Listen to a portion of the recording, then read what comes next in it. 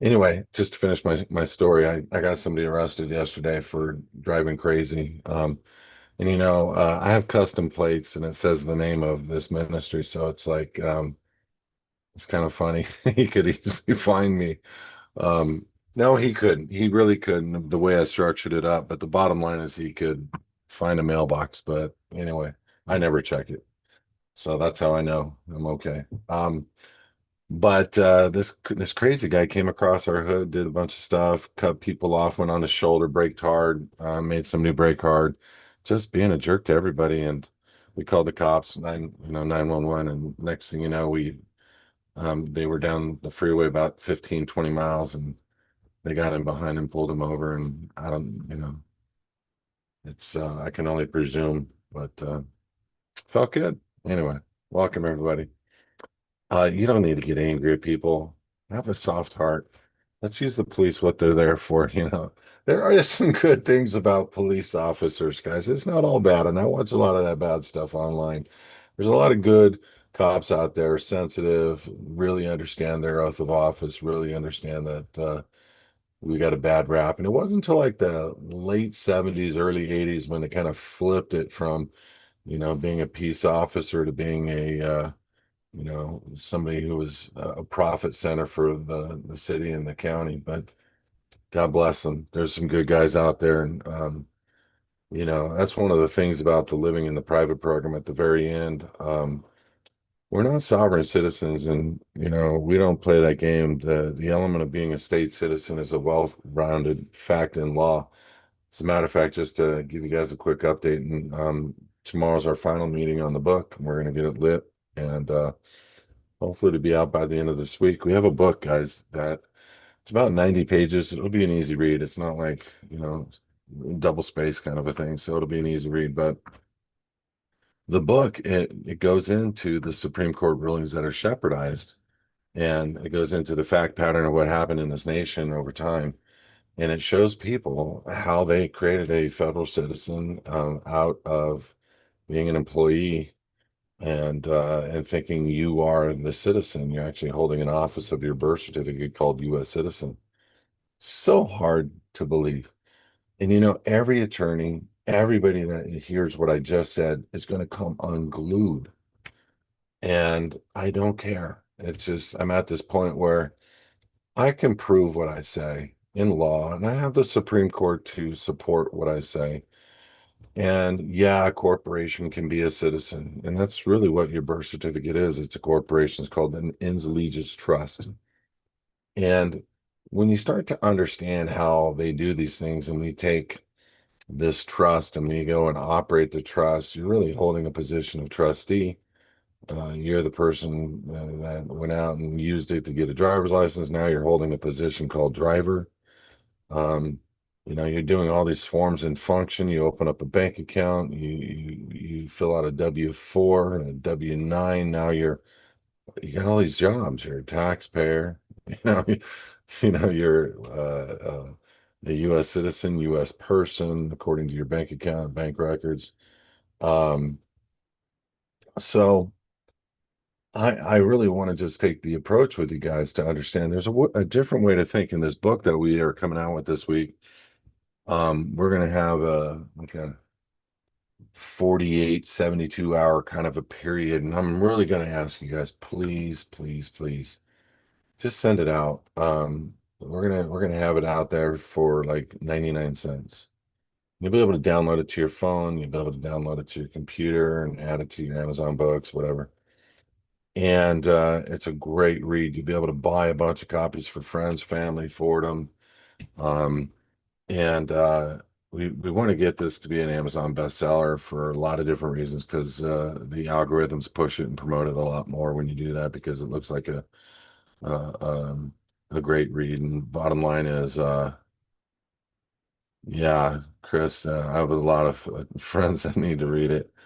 But it's going to be one of those books because we've cross-checked this and cross-checked this and cross-checked this, and it gives you a little bit of my background, a little bit of my history, and it allows for people to have a clear understanding of why we think what we're able to do. I don't think anybody's ever done it like us. I know nobody's ever done it like us. Nobody on the face of this earth has ever come or approached or figured out a way to get people to come out of that structural system. Um, by the way, that flag is the flag of the United States of America. The flag of the United States Corporation has got a gold fringe on it. People would say, an attorney would say, there is no difference in the law. And I can actually show you not only in the law, but I can show you in a presidential executive order that the gold fringe is the exclusive flag of the United States Corporation. But not just that, but I could tell you the United States is exclusive jurisdiction to the District of Columbia. And there's literally, I've seen it in cases before where there's an argument that's such bull crap. It's this, that, and the other. And the reality is it's not bull crap. The Supreme Court supports what I say, 9 UCC 307H, 9 UCC 307H. The debtor, called the United States, has exclusive jurisdiction to the District of Columbia. And so when you stand back and you look at how they created this thing, and then they made all the people an opportunity to become a U.S. citizen, get an employee ID number called Social Security number, and then start living this life of luxury, because before they just came out of 1929, it was just a horrific thing. And 4 years of probably some of the worst hardship this nation's ever seen. They made it illegal to own gold. They created Trading with the Enemy Act, which was really 1917. And then they added the Emergency War Powers Act and the Buck Act and the Social Security Administrative Act and all these different things, because HJR 192, House Joint Resolution 192, the United States became bankrupt. And they took the gold in possession. They literally made it illegal to own gold. And they said if you are a United States citizen, which really at the time nobody really was, they were citizens of the United States of America, different in law. And so this is why we gotta look, whether you want to believe this or not, the CDC redefined the term for the V. Okay. They play word games. They play word games, and they don't want you to know the simplistic nature, but the Supreme Court does. They want you to know there is two citizenships. There's a federal and there's a state. They want you to know that your rights, in fact, have been lost. And that's kind of like what the slaughterhouse cases discusses. I always said to people, and it really kind of bums me out, it bugs me that ChatGPT lies so much. Yeah, I get in arguments with ChatGPT all the time, and I prove ChatGPT wrong. And I don't know if it's just because it's just, its position is either programmed or its position is either reading what the internet says or what have you. But I got into this hour-long argument, and I'm like, dude, you're like a woman. Like literally typing this to ChatGPT, you're like a woman. You're ignoring everything. Listen, women, I'm sorry. This is a relationship issue thing for me in the past, not present, but in my past, I was ignored. Okay. So I said that to ChatGPT, and ChatGPT was just taking the two facts that I was saying about the Supreme Court and what those cases were and what those cases said, and it was ignoring it over and over. And I said, the funny thing is like you don't listen. And I even called it. I said, you're like a woman in a lot of cases. You're not hearing me. What's going on? What do I need you to do to acknowledge these two cases? And then it finally acknowledged, and he said, I'm not a woman. I'm actually a well-rounded, but I do get my data. And it explained itself, and I'm like laughing at it, but the bottom line is both men and women, we all don't listen. We're all prideful. I'm gonna say that first and foremost. And maybe some of you have a little bit tougher exes or tougher presents, meaning present husband, present wife, that just don't want to hear you. I want to encourage you guys, humble yourself, listen to your wives for sure. And you women, just please listen to your husbands. We're not as dumb as we look. I know that we do look dumb sometimes, and I've done some dumb things, but anyway. So the bottom line, I'm arguing with ChatGPT about this thing, and it starts coming up with all this stuff about sovereign citizenship, and I'm just like, look, that was created by the NSA and by the FBI. Said, show me anywhere in case law where the word sovereign citizenship has been discussed or defined. It can't. I said, so what you're basically saying is something that doesn't live out in existence in law. It's just a defined term to make people look bad that are seeking truth. I said, do you get it? I said, I have the truth. It's over here, and it's these court cases you keep ignoring.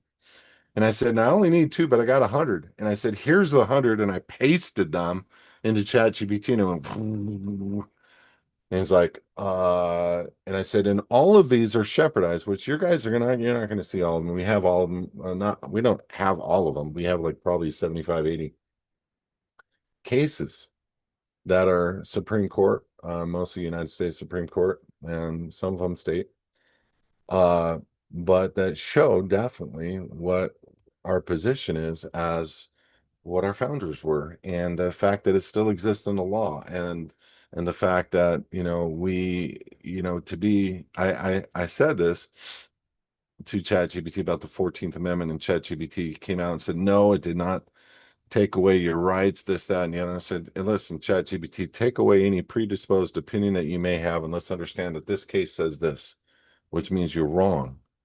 And I said, define this case, review the entirety of this case, and without a biased opinion or an internet review or a programmed option, come back to me with what this case actually says. And it actually did a pretty good job.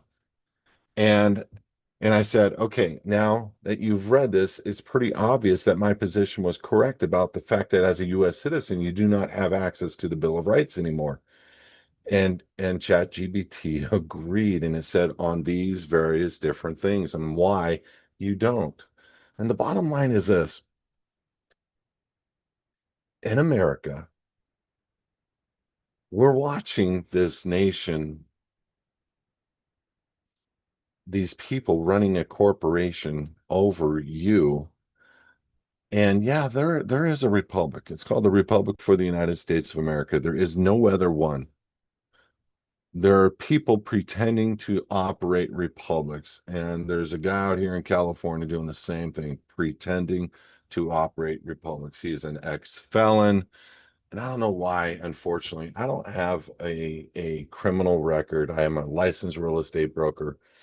um I have escrowed, I've owned an escrow company, I've owned a real estate company, I've owned a loan company, I've owned private capital companies. I've had a lot of employees. I come with a history of being a business owner and just having a good reputation, and doing this with his advocates for as long as we have with no complaints is because we're operating above reproach. But I never would have thought in a million years this was available. I thought that we lived in the greatest nation in the world forever, and I can't believe there's a difference in flags based on a gold fringe standard, that one is, for the nation and one is for the corporation. I never would have known that. And any attorney that says differently to you is a liar. Um, they've even created stuff, and I'm just going to say this again for y'all. Um, they've even created stuff to trick people to thinking that new terms defined like under 8 USC 1101A21, those new terms. They've even tricked people to think that those new terms still apply to the constitutional form of government that we have, like American national, national, national of the United States, state national. None of those apply. None of those are state citizens. And what people are doing is they're writing these affidavits. I'm an American national, I'm a state national, I'm all these things, but they use the 8 USC 1101A21. They're using a code created by the United States, and they're saying that's me. And then they don't realize it. Like, for example, there's a simple trick by the United States court. See, U.S. Code, USC, is the expression of public law. Public law is what? It's Congress holding a hearing and writing everything down they're trying to pass. Then all these attorneys get together and say, oh, this is what they really meant, and let's codify it. And the reality is, it could be partially wrong. So U.S. Code doesn't mean that that's the expressed intention exactly of what Congress was trying to do. Number one. Number two, U.S. Code is speaking about law created by a United States corporate Congress, not the original de jure. The de jure stopped in 1861. It picked back up interim wise, meaning temporary, waiting for the people to wake up. But I knew that what is the purpose of having a republic over here if you cannot be in republic yourself? Now, you can always say, hey, the republic is re-inhabited and Trump Trump's not bringing this republic back. I'm just going to tell you that right now. I know you want to believe it.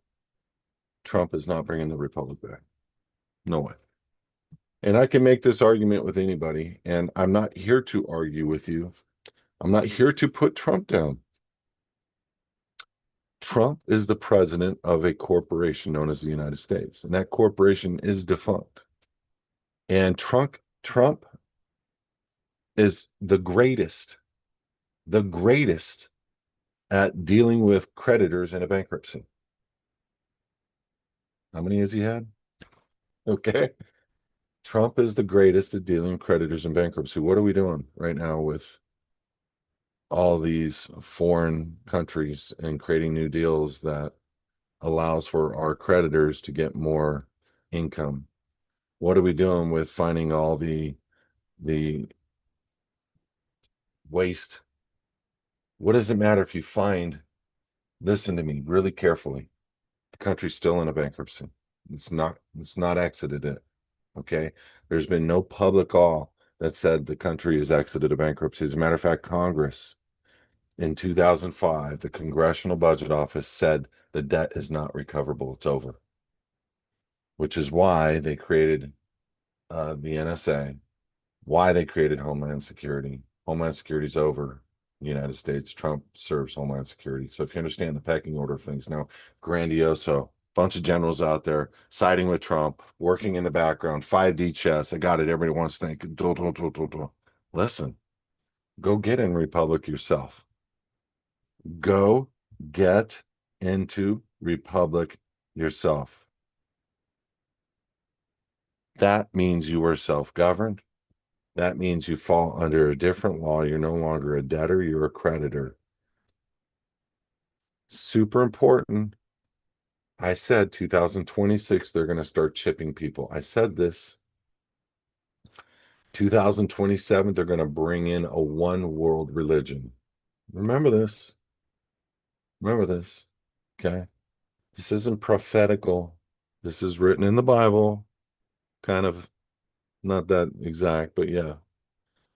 And you're going to look at this guy who's in this position who doesn't have the authority to re-inhabit anything. He can get everybody that's on the same page and come behind a republic.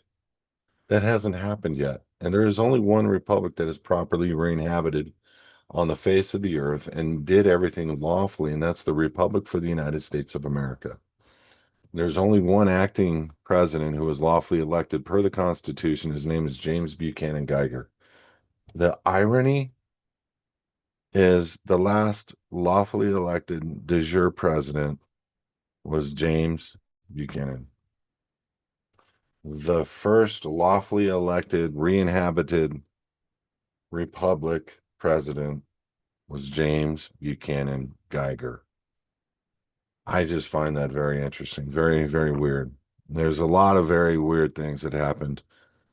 And I'm expressing this to you because if you don't know something and you don't have the ability to understand jurisdiction and you're not clear on how to move within what's about to take place, you've got to at least first have the knowledge to make your own mind up on the directions that you want to go.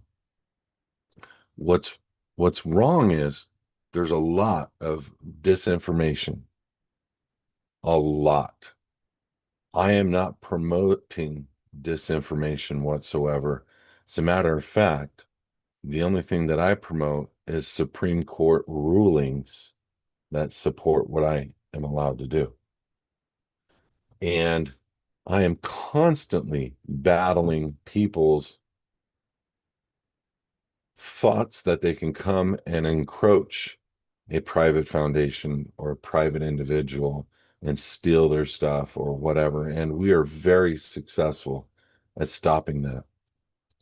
Now, there are some crazy people out there, crazy people. And look, there's some people that absolutely lack integrity out there. And there's some people that are not like gurus that are just regular Joe Sixpack citizens. And for some reason, this particular industry just has the largest loser fishing hook and grabs all the losers of our world, the dregs, the criminals, the people that have hurt people.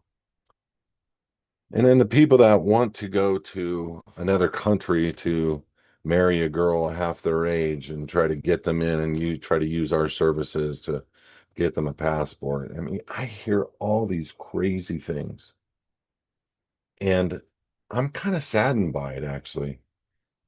And I want to express this to you because that term sovereignty has been really tainted. You know, the element of understanding anything from a correct format has been tainted. And they do it on purpose. Sovereign citizen, oxymoron, and then they really start training judges. This is what these people think. And they don't, wait a minute, they're not showing the fact pattern that some people have gone to the Department of State and restructured their jurisdiction to be out of the jurisdiction of the United States and are uncontracted with the United States. And the federal government couldn't bring a charge instrument for a statute or code violation, but it could go after them on murder, robbery, rape, but use the traditional methods of a grand jury indictment. But it couldn't go after somebody for statute, code, ordinance, all these things that are what you're seeing out there, and bring a random charge without the opportunity to face your accuser who you've harmed. And unfortunately, this group of people, which to a lot, unfortunately, are criminals or ex-criminals. And I don't really look at somebody who's had a problem with the IRS as being a criminal. That's not where I'm coming from. I look at people who've robbed from people, who've stolen from people, who've raped people, who've murdered people. Those are criminals. Those are people that have real issues.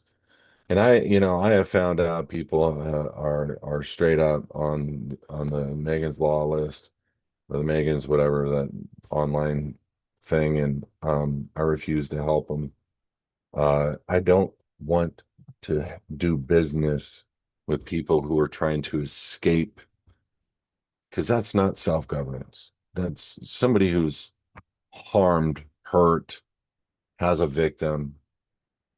That's not somebody that I want to help. And I'm not saying they haven't changed their heart. They haven't, gone through the process of asking forgiveness. I'm just going to let them find a different journey, a different way. Um, and I'm saying this to you guys because the book that we've written, that I've written with help, is going to be so important because it's above reproach. And what I mean by that is you're not going to be able to find anything in it that I can't prove. And it's going to dot every I. And it's irrefutable. And once you get it in your hands, like the attorney who shepherdized the cases for us, once you get it in your hands, you can't unsee it. You've got to face the facts that we do have this opportunity. And then I show you in real life through the Department of State how you can get a passport as a state citizen saying, I am not a U.S. citizen. Flat out. I do not make my allegiance to the United States. I make it to my state and to the United States of America. And we define that in law. And we also make allegiance to the Declaration of Independence, which is what a state citizen is. It's to basically God. You're under God directly. It's kind of like a heavenly citizenship here on earth. I know there's a lot of sovereign citizens out there, state nationals out there, or American nationals out there, which don't know who they are and don't even know what a state citizen is. And they said citizenship is such a bad word. You want to be a national. No, you don't. Citizenship is how you define it. Anybody who understands contract law understands it's how you define it. And a citizenship under God, where you are self-governed, means you're literally your own vessel. You're literally underneath nothing. It's true self-governance. But how do you have self-governance if you have all these ties? How do you have self-governance if you're waiting on Trump to execute a plan and says, just do nothing? We got everything. Everything's under control. The White Hat's got it. You do nothing. Guys, that sounds like a military operation. 100%. Sounds like you are being sucked in to something you're not going to be able to get out of. With what we do as a ministry, you have the ability to get out now. You have the ability to be a state of the union citizen now. And yeah, under when you understand the Supreme Court and you understand the difference of the United States and the United States of America, you will find that there is two courts. There's a court for the US citizens, and then there's an Article 1 court. There's a federal court for, citizens of the United States of America if they want to federally indict them. And there's a court for a state citizen through their state government. But the point is you got to go through a due process and procedure protected by the Fourth Amendment. And people don't have that as a U.S. citizen. There's no due process and procedure. You're just indicted. This is there's no victim. You're just indicted. The state's the victim. And that's a sad case that we're in. There's a lot of people out there being abused by the state. They become a felon, and it's only because the attorneys handed them over. And I take all that into consideration. I've helped a lot of people that have records based on what I've viewed their record to be. But there are people I won't help. And it's you know, bottom line is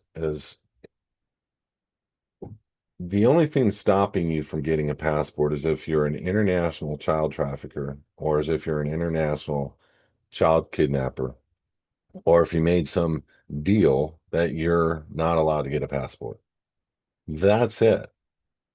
Otherwise, you can be a felon and you can get a passport. Now, I don't want to help a bunch of felons. That's not what I'm saying. I'm saying everybody deserves a second chance, and we're moving towards to a place, hopefully in the next year or two, where everything will be automated and free and or very inexpensive from a customer support standpoint. And we're going to give docs, and we're trying to get to that point. It's not easy because I do want this to go mainstream. And I do want people to be successful, and I do want people to be private, and I really want people to look at this ministry. But this is a self-supported ministry. We don't have billions of dollars being donated to us. We can't just help the world out for free. And quite frankly, the people that do get this for free just see no value in it. And they don't, many people we have done this for don't make the steps to do anything about getting it. They get it for free and they don't take any steps. And I've got several, probably 30, 40 people I've offered this to for free. Generally an elderly woman that can't afford to pay something, or it's their budget or whatever. I'm just trying to help people out. Now, on that note, the book is coming out this week. I really need your help, guys. Please send this to your friends. Send the link out to your friends and just say buy it. It's gonna be like 99 cents. After the 72 hours, it's still going to be pretty inexpensive. It would be $17.76. We're going to make a smidgen. And obviously, it's a lost leader. It's a book we hope people will come back to his advocates and utilize us as a service. Um, and it's very much interesting what's about to take place in this country, and it's coming fast. But you don't wait. Don't wait on a blonde guy to help you out. Don't wait, because he can't help you out. And this is the thing that people get wrong, what I'm about to say. They think President Trump can re-inhabit the republic. No way in HE double hockey sticks. Can President Trump make a decision to usurp your rights to be a slave? No way can President Trump make a decision to usurp your rights to remove you from being the surety or the collateral of an entity known as the United States. He doesn't have the authority. Here's why. The Supreme Court has affirmed the Constitution. The Constitution says your right to contract is absolute. Listen very carefully. Your right to contract is absolute.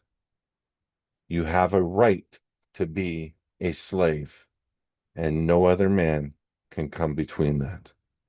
That is your God-given unalienable right to give your sovereignty up, whether it was done knowingly or unknowingly. We fail for a lack of knowledge. The Bible is very clear. But the Constitution is even more clear. And the Constitution belongs to the federal government. It doesn't belong to you. The Bill of Rights doesn't belong to you either. It's a reminder to the federal government of your God-given unalienable rights. They're guarantees that the federal government has to observe. We don't have constitutional rights as a state citizen. We don't have access to the Bill of Rights as a state citizen. We have God-given unalienable rights, which is end to end our relationship and who we stand before as the great I am, the Elohim. That is who we answer to. That is what self-governance is. That is what a sovereign is. That is what a state of the union citizen is. And nothing, no blind guy can make a unilateral decision with a gavel. No judge can do a gavel. Nobody can do a gavel to usurp what the highest form of law, which is the Constitution, according to the United States and to the United States of America, that restraining of the federal government, that's the purpose of the Constitution, is to restrain the government. It's not your God-given unalienable right. That is theirs. It's for them, to remind them, to constrain them, to restrict them. We don't have constitutional rights. And I'm saying this over and over until somebody goes, "Oh God, he's right." Because I am on this one. I learned the same thing. Once you realize you don't have God-given unalienable rights by nature, you do by nature, but you gave them away as a U.S. citizen, and you got to get them back. You got to make sure you undo those contracts that prove you made a decision to come under the jurisdiction and be the trustee of the trust. I'm not going to explain that right now. But what that basically means is that you're the surety and the collateral and the debtor for the United States. And the United States is the debtor under a bankruptcy, and they're liquidating it all right now. And President Trump is playing a part in this. God, would I love to see it all play out as they are saying it. I would love to see that. I want to live a long, fun life. I want XRP to take off and to fund out. And I want to be able to do a lot of ministerial work. But you know what? We're in a world battle like never before. And I just haven't seen that president take on the big stuff yet. I'm not saying he's not going to. I just know he's not the president of the United States of America. And I know that he is a president of a defunct corporate structure, and I know he's very restricted, and he's going down the oligarchy's path. He's going down the financial changeover path, the crypto path, all to which I've said for years and years and years, jump on the bandwagon. And then I got everybody out there, oh, you're telling people to go into, something that's the devil's money. And I'm like, dude, go pull $1 out of your wallet and look at it. You're holding the devil's money. I mean, come on, stop. Jesus used the devil's money. He paid temple tax with it. Stop. Just stop your ignorance. Stop fighting stupid stuff just to make points, people. Come on, let's just come together. This is why we have to come together. This is the only way. That if we stop fighting, this is why we have His Advocates TV. It's the only network, and I I I feel like a lone on this, but we will be bringing on podcasts that we believe in, podcasters that we believe in, and we will allow for common sense media, and we will not kowtow to a request to not speak about our belief system ever. And that means that that structural system will be protected by God because it will be a voice for God. And I'm not going to go along with this one world religion BS. Yeah, I cussed a little bit. My apologies. Bullshit. You know what I mean?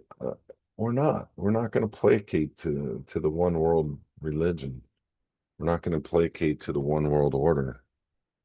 And I'm not going to placate to crazy people who refer to me as an infidel or refer to me as or say that my God is burning in excrement.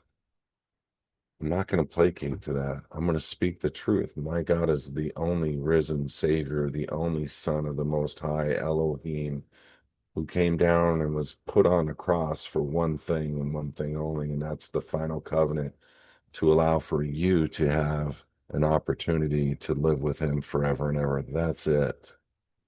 That's my belief system, and I'm entitled to that.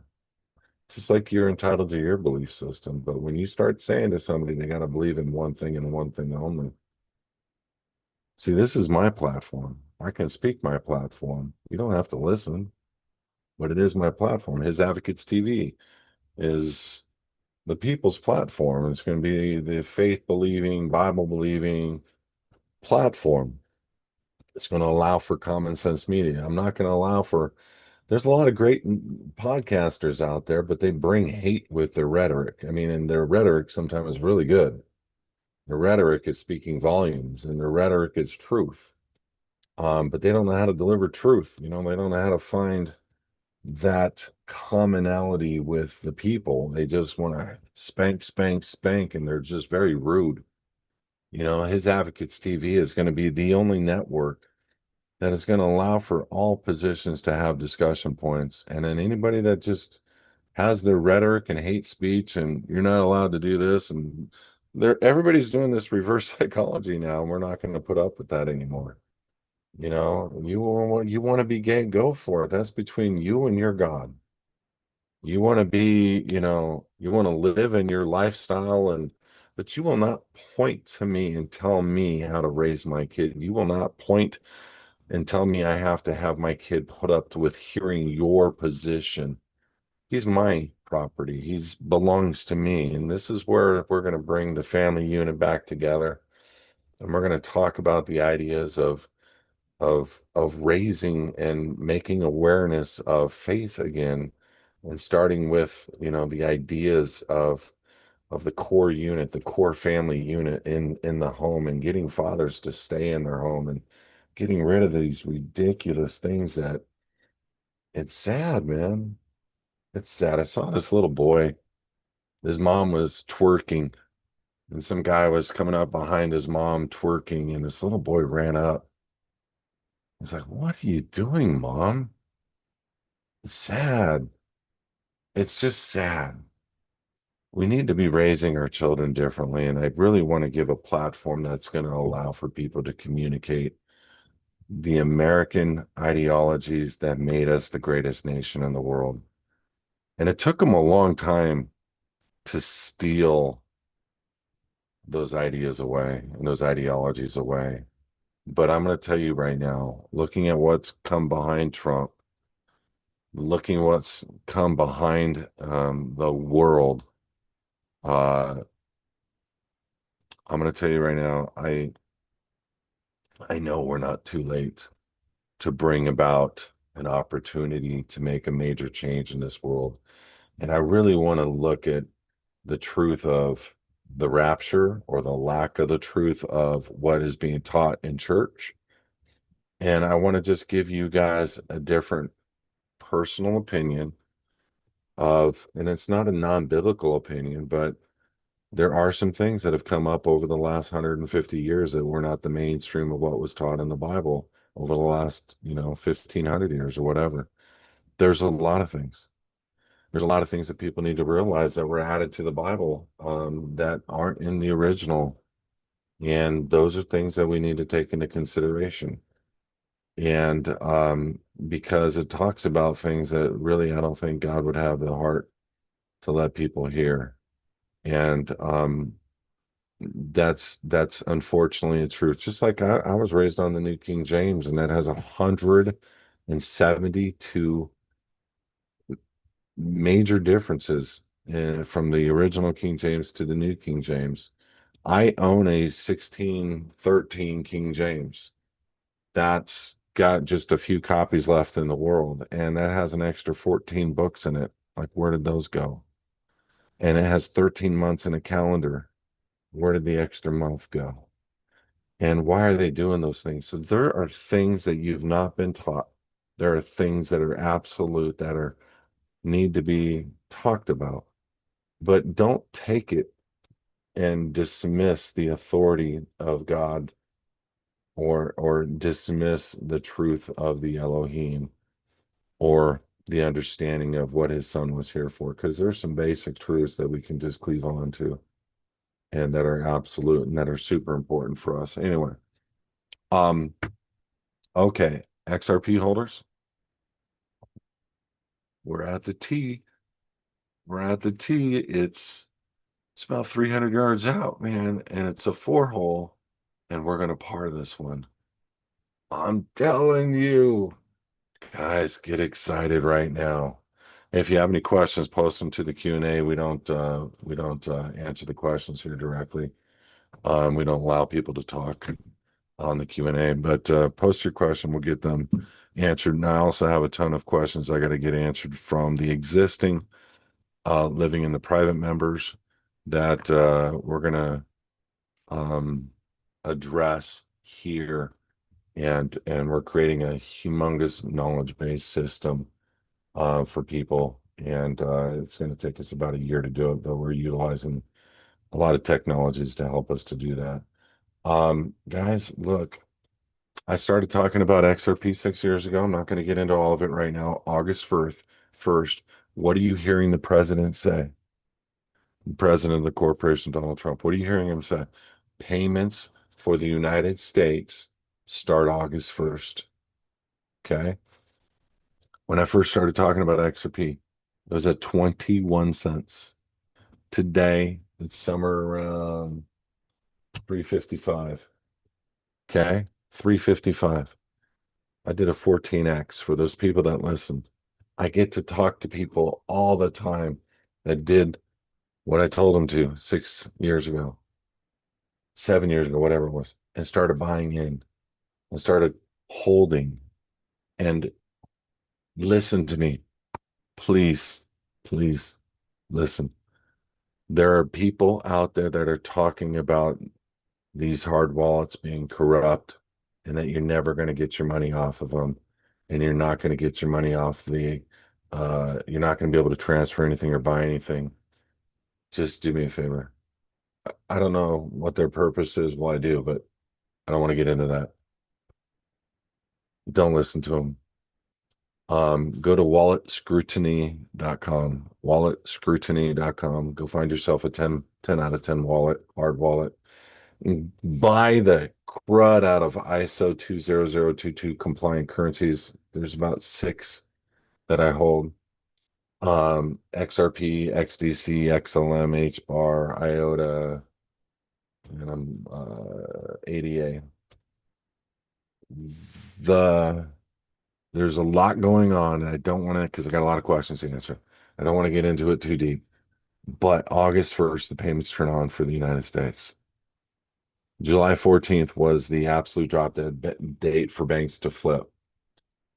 All you're seeing is a ton of stuff in the news media Very little information. The entirety of the world is flipping over to a new banking system. They're not even talking about it. There's legislation going on right now with crypto. There's stuff that's been passed that is going to absolutely change the scope of the way that we do business here in this nation. XRP is the only currency that ever went through a lawsuit with the SEC. XRP is considered a currency. XRP is what the entirety of the world is going to move through. And yes, it's going to go from 350 to a minimum. Listen, I'm going to make a prediction, a minimum of several $100s by the end of the year, if not 2000. There's quite a few things that have to happen. They're all slated to happen by the end of the year. Things can hiccup. But guys, I've looked at the math. I've looked at what was put into the what was invested into. I've looked at how many billions of dollars have come through the ETFs on the XRP, like 55 plus $billion. I've looked at what it changed in the system number wise. And I'm telling you right now, with what's coming and coming around the corner, you're going to 100x, you're going to 1000x, whatever investment that you have right now, please buy XRP and get it put onto a cold storage device, hard wallet, something you hold in your hands. You hold the keys. Go to walletscrutiny.com, pick out a 10 out of 10 wallet. I have not done the study on those wallets. I've done a study on a few wallets. I've got a problem with a couple of them, but bottom line, get your wallets, get them into your hand now. Get XRP bought. Even if you only hold 1,000 XRP, you're done. You're done for life. Okay. Never listen. If you hold XRP, never sell it ever. When it comes time in the next weeks, months, you're going to see the change in the price. We are going to be talking about who do you trust, who do you not trust, why, and how do you do it properly, and how do you do it in the private versus public, and how do you live on it without ever selling a dime. So, some of you hold a lot, and some of you cashed in a lot, and some of you are going to be billionaires, and you don't hold more than what you put into your retirement in XRP. Congratulations. It's right there. We're 6 months, 6 months from a solid, real, hardcore game like you've never thought you would ever see. You're within a few years of not realizing the gain, but just seeing monstrous numbers on XRP. Don't listen to a single person out there. Anybody that has a video that's a negative video, listen to me. Uh, I know that Trump's heavy into XRP. I know that Trump first opened up his big fat mouth like he always does and starts telling people XRP, ADA, um, and one other, I forget the name, was going to be a part of the strategic reserve for the United States. And then all of a sudden that disappeared because he announced it too soon. Bitcoin, guys, I think Bitcoin's a trap. I've always said it. I'm not saying you can't make money on it. I just said it. And guys, if you have any needs, post your questions. Let's get to some Q&A. But we're right there. We're right there. And I'm excited. Some of these questions, guys, are from existing living in the private members, and most and very few are from people who are new or considering living in the private. We do these Q&As. I'm going to start doing them every week. Generally, it's going to be Monday at 4 o'clock. Every other week, I'm going to add a Thursday. If I've got questions, I'm going to add a Thursday Q&A into it. Again, Joey, stop raising your hand. I'm not going to bring you on. Post your question like everybody else. Um, First question. Do you think an index universal life plan is a good investment to make? Can you be private with such a policy? You can be private with a policy because it's not you necessarily that's the insured. And I don't want to get into what the BC is, the birth certificate. But a universal life policy is for one reason. Uh, they're for a U.S. citizen. And I believe in death benefit. I believe in life insurance, and I believe in ways of skirting paying taxes. It's a great investment for U.S. citizens to skirt paying taxes. But if you have, as a state citizen, the ability to withdraw from the IRS, you have, as a state citizen, the ability to bring money that you make through a foundation or even through your birth certificate name, where you don't ever have to pay taxes again. What's the purpose? That's all. Second question. With a foundation, am I free to make day-to-day purchases from stores as well to pay my bills if I donate most of my work paycheck to it? Part two of the question, if a foundation owns all the crypto, can I use any of that for personal reasons? Okay, it's a great question. So, one, two, I'm just showing you, hold on. Three, four, five, five. I'm not going to show you the number side. Five foundations. I do a few different things. I'm not exclusive to his advocates. I love his advocates, but there's a big reality check for um, the ability to conduct business and do other things in ministry work that I do. And so I have a lot of different ministries. So the first part of your question is, with a foundation, you can use the money from your debit card to do anything. And if you're going to pay a bill, the smart thing would be to put the bill in the name of the foundation. Why not? And you can donate your paycheck to the foundation, but if you're a U.S. citizen donating the paycheck, there's only a certain portion of your income that you'll be able to deduct, in meaning write off because you're making a donation to a foundation. But you would be able to make a deduction, but you're still going to file taxes on the difference. Now, I'm just saying that if you're a U.S. citizen, there's a way to utilize a foundation right now to protect your assets, to protect your crypto, to protect your home, to protect anything. Um, and that's one of the things that I discuss within the book coming out, the slaughterhouse cases and other cases, Supreme Court cases, where you uh, a U.S. citizen can't own land. And that's going to blow your mind, guys. It's going to absolutely blow your mind. And so you thinking, well, I own land. No, you don't. Shut up. You really don't. I know you think you do, but you don't.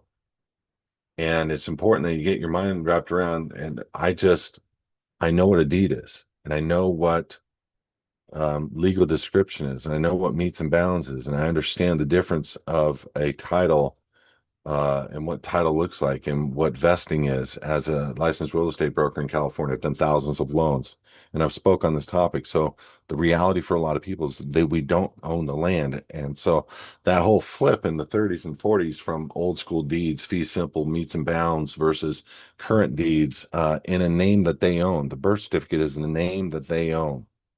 Your birth certificate, when you hold title in Kelby Smith's name or in John Smith's name, they own the title. It's their name they're recording it in. And not just that, you're recording it as a joint tenant or a tenant in common. You're not even a fee simple owner.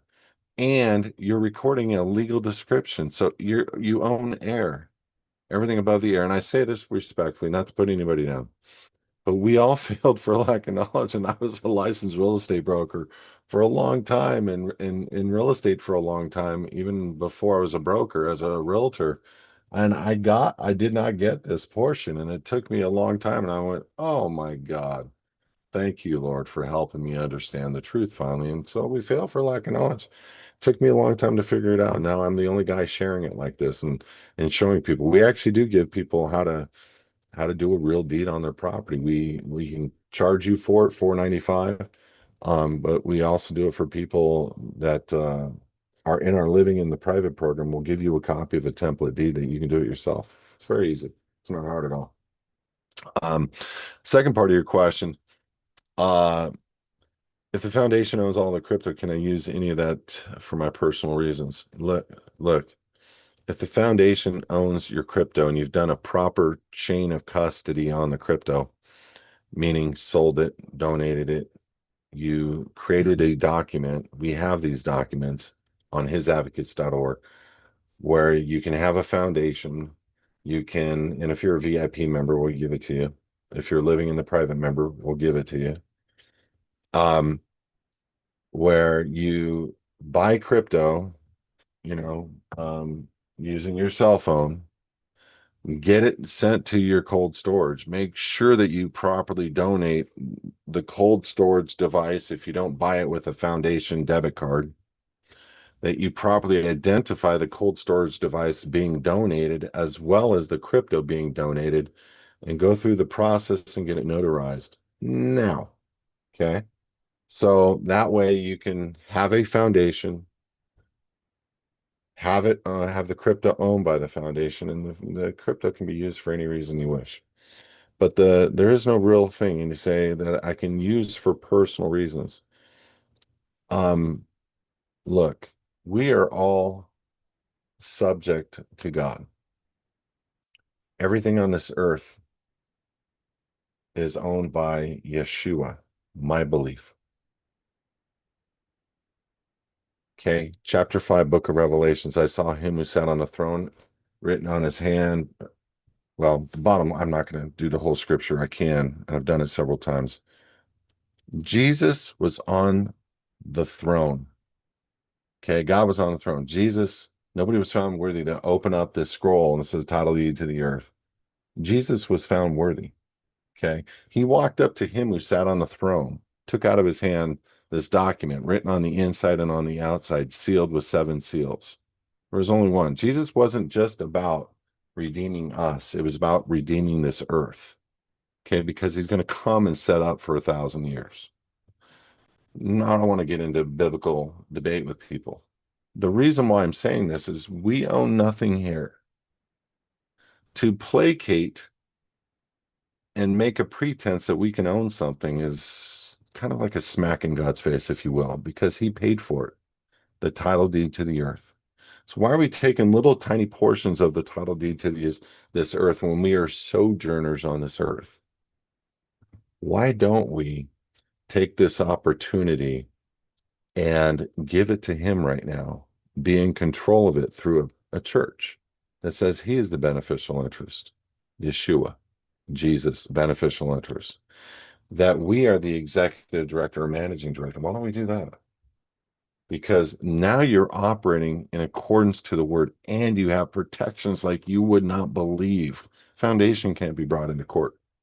I know people out there that have gone through many issues with their foundation or whatever they did outside of his advocates. I have not had a single member in 5, 6, 7, 8. I don't have no idea. I haven't done the numbers. We lost the database a long time ago. Nobody in our system, nobody's filed complaints. Nobody in our system has had issues with a foundation being usurped, brought into court, your assets stolen from you. Nobody. And the reason is because there is no subject matter jurisdiction over the foundation. There is no process served service agent at the Secretary of State. So when you make a pretense, like when you start an auxiliary church from his advocates, not a part of his advocates, we are vetting you. Okay. You give us your statement of faith. And in doing that, we create a foundation for you. Now you're absolutely, even the IRS code, even though we don't fall under the jurisdiction of the United States or the IRS because we're international, we're under God directly and only God. When you get this through your mind, the powerful nature of what I'm about to say, and you're giving all that you have right now to him who owns it all, and stop pretending that you can hold title to something here because your name, unless you've done certain lawful things, does not belong to you. Don't want to get into that, but a lot of people don't understand that one thing. The birth certificate belongs to them. That it's a corporation they created, put it into the public. You are not the owner of the birth certificate. You're allowed to hold the office of, make the presentment of, and be in that position of a U.S. citizen, which is an employee of the United States. But you can't own anything because they will not record that. And you think that your name is your name and it's not. I don't want to, again, respectfully, you can make a name private. Respectfully, if you even knew what they did at the county recorder pertaining to your name, if you got a birth certificate, it's not going to be private. It's going to be their name. And it's because the parents gave up the rights to the children at the time of the birth and sent the child off to the state. On the bill of lading, the live born record, put on a birth certificate, an abandonment certificate. That's what it means. Gave it to the state. The mom signs over the child. Yes, signature, parent, informant. 3 words on the signature line. Signature, one who can attest to the validity. This is a defined legal definition for the word signature in Black's law. Parent, judicially decreed guardian, defined legal term in Black's law. Informant, one who turns one over.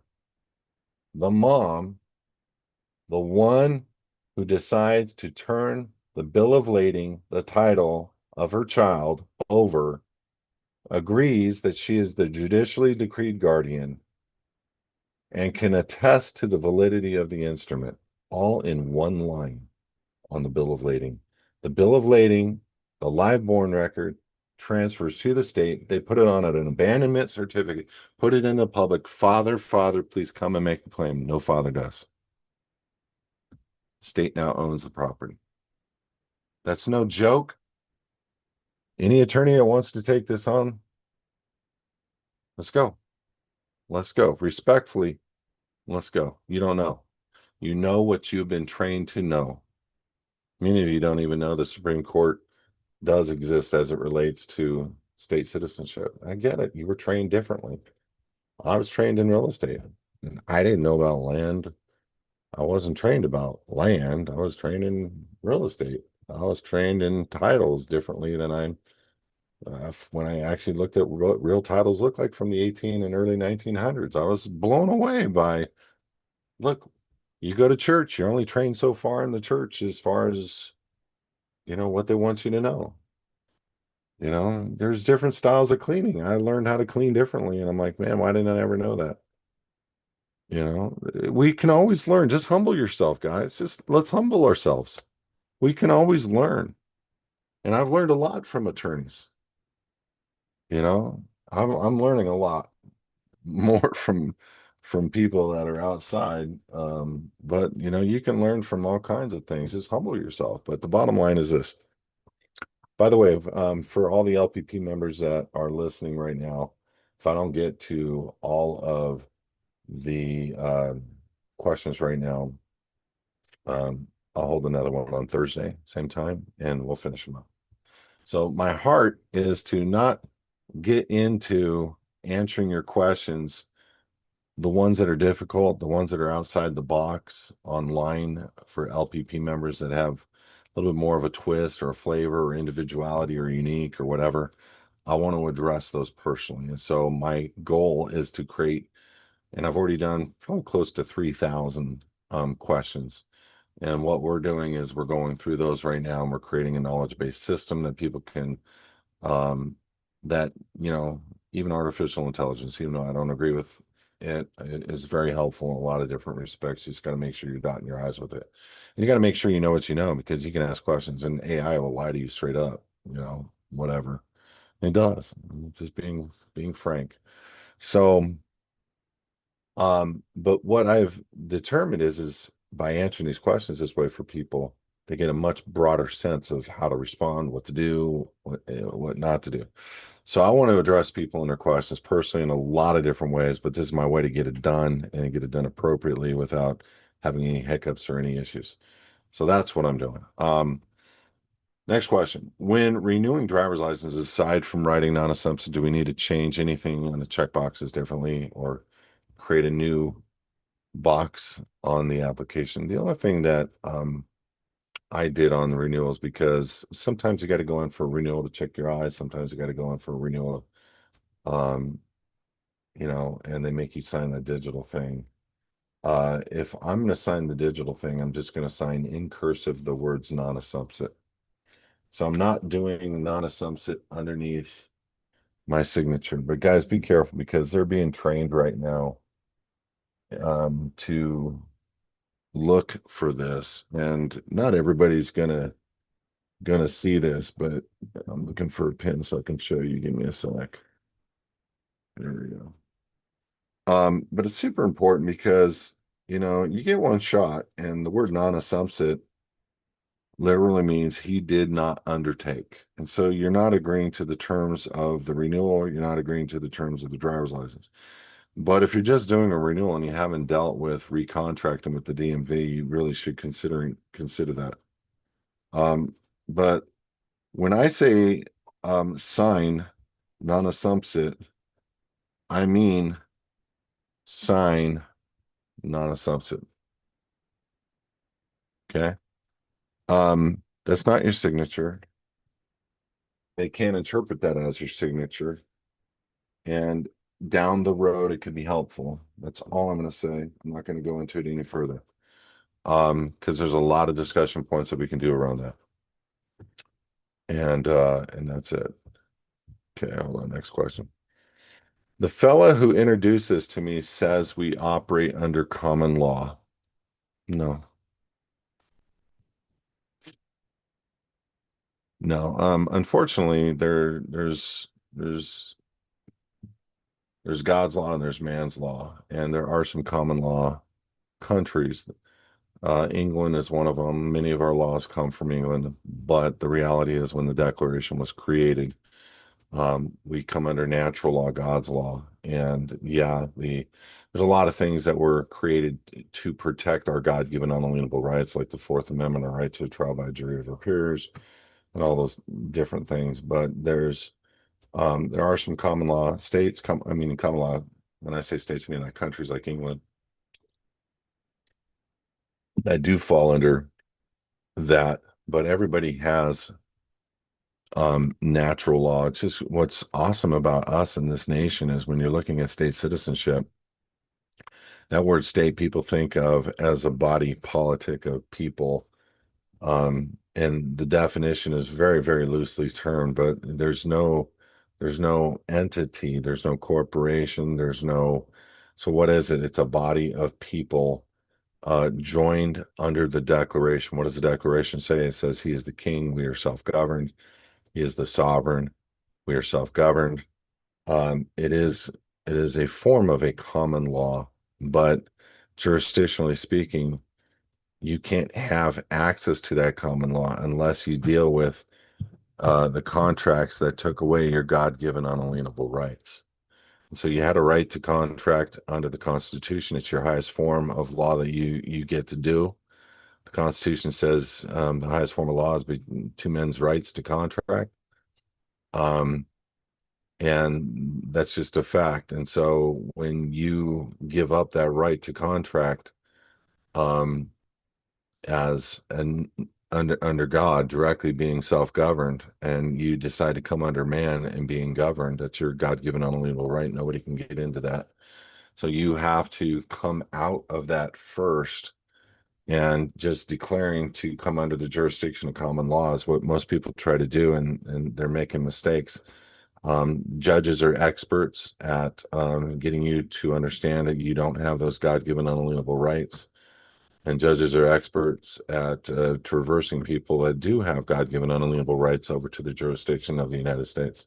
It's 2 cents. Next question. The United States is not a corporation. The United States has a constitution, not an operating agreement. Um, okay, so this is the same guy as last time who doesn't know anything and really got mad. This is the guy, just FYI, he's not using his real name. He's using another name. And this is a guy that is trying to help a friend who is coming in and searching out and realizing the truth. Luther, I got a book coming out in about a week. If I were you, I'd not look so stupid. Title 28, subsection 3002 says the United States is a corporation. I actually have copies of its articles. So you're not going to look very good by saying things like that. And the Supreme Court has held that there is a federal United States citizen and there's a federal state or a non-federal state citizen, and that the federal United States that has exclusive jurisdiction in DC 9 UCC 307H. That's where the United States exists. The corporate United States exists in DC. Title 28, subsection 3002 says the United States is a federal corporation and that's where it exists. Everything else is the United States of America. You have a right to contract to that company. You have a right to employment, to get your employee ID number called Social Security. And that's really what they did. I explain it really well in my book, but I'm not going to entertain any more questions from you because you just don't know what you're talking about. And you're not even operating as your name. You're operating as a name that is not you. So respectfully, you have lost favor. Um, Next question. I love your ministry. Thank you, you non-Luther, you non-fake namer. Appreciate you. I'm a missionary. Me and my wife, we've been working in Ethiopia. We're now back in Finland. I remember you. Okay, so I responded to you, which I'll answer more in depth right now. I was wondering the things that you offer, such as a state citizen, can be offered to people outside of the United States only if they get naturalized in the United States. Um, our foundations, and you're asking about what else do we offer? Trust foundations. We offer all kinds of things. Whatever we do, it can be used internationally, and whatever we do, foundation wise, trust wise, PMA wise, you can use it internationally. The only thing I can't state is how to exactly access or open up a bank account. I'm sure you would not have a problem getting an account opened anywhere, operating a an entity that is not registered, not licensed in your country, and gives you the ability to operate things. So we do have Chinese national, Chinese citizens, whatever you want to call them, operating foundations outside of the jurisdiction of their nation and not reporting those kinds of things. So FYI. Okay, make sure. Um, a follow-up to that statement, if it were applicable for us, would love to buy your services to set it up. For the moment, we're not able to afford it, just out of the da da da da. We hold ISO coins. When they start moving very soon, things will be different. Yeah. Listen, if you want to get a foundation or something, you need some help, reach out. We're humble. We help people all the time. And I have no problem helping you out to gain access to a foundation. Super important that you do this right now before these ISO coins flip and go nuts. I'm really excited about that, though, as I'm sure you are. Um, all right, hold on. You're transferring our auto titles to the foundation. One of the automobiles has both of our names as the owner. Because of this, neither one of us can sign the title as the buyer on behalf of the foundation. Why? So the DMV, we need to appoint an agent to sign as the buyer, and a friend has agreed. Is this what the DMV is saying, or have you tried AAA? Just go down to AAA with your title, and um, yeah, you're losing me on this one. Sorry, Belinda. Question: is an agent piece safe for us to do? Yeah, because as you can create somebody in as a managing director for the foundation, and you can create their ability to make decisions in that area, and you would just have to show whoever if they were to ask. But the bottom line is, at the time that somebody signs as the managing director of the foundation, you would have to show in the books that you appointed that office position, you and your spouse, and then get it notarized, and then add that the current title, put it in the back of the books once you get it done, so that you can show that you let that managing director sign on that behalf, put it in the name of the foundation, then remove them as managing director. That'll probably take care of what you're looking for. As sellers, how should hubby and I sign? Just normally, don't worry about it. There's no jurisdictional implications. Next question. The DMV agent said that if we show documentation that our foundation is tax exempt, then we will not have to pay taxes on the title transfer. So we just wrote a note for a guy who is going through something very similar. You may want to take a look at a letter. Ask Alex, our back office, for a copy of, I'm just going to say one word, Jim, the Jim, JIM letter that we just created today. It might be helpful because tax exempt is tax exempt, and we have a very unique way to show a tax exemption for our members now. Which answers your question. Okay, great. Oh, let's do this. This is another fake question from Luther. Kelby, if I sue you in state court, the case will not be adjudicated as a state versus Kelby. I don't understand what you're trying to say. If you get a ticket, it's the city or county versus Kelby. The city or county is part of the people of that city or county. I didn't hear a question there. Next, can you give me some advice on how Damon can go about becoming an equity holder in an S corp company and remain in the private? Why would he want to be an equity? Just have his foundation be an equity holder. He can do an appointment. He can actually take the equity in the S corp. I'm going to guess it's stock, and do an assignment um, of that stock, and just let them know that he has a position of control in the foundation so they understand why the transfer. Because there might be some provisions in the S corp that would not allow him to sell the stock without the permission of the majority, if you will. Um, yeah, Luther, I'm not sharing misinformation. You just are not a very smart man as approaching people who've done this for so long. You're not approaching it very well. So, um, why don't you just let go right now? As a matter of fact, I can help you let go. What's funny is I'm operating as my name, Luther. Very unique name that a lot of people don't have. And I don't have a single complaint out. And you'd figure I would if I was saying so much disinformation. I'd have not just complaints, I'd have criminal complaints, criminal issues. But instead, I don't. 15 years, Luther. And I'm going to prove it in a book. And you're not going to be able to say one thing about the book. So I'm not challenging you. I'm just saying you're really, really operating from a position of ignorance. And it doesn't make you look good, especially when you don't even want to use your real name. And especially when everything comes from a position of argument. I can prove not only in case law that the United States is a corporation, but I can prove it in USC, and I can prove it in UCC and Title 28.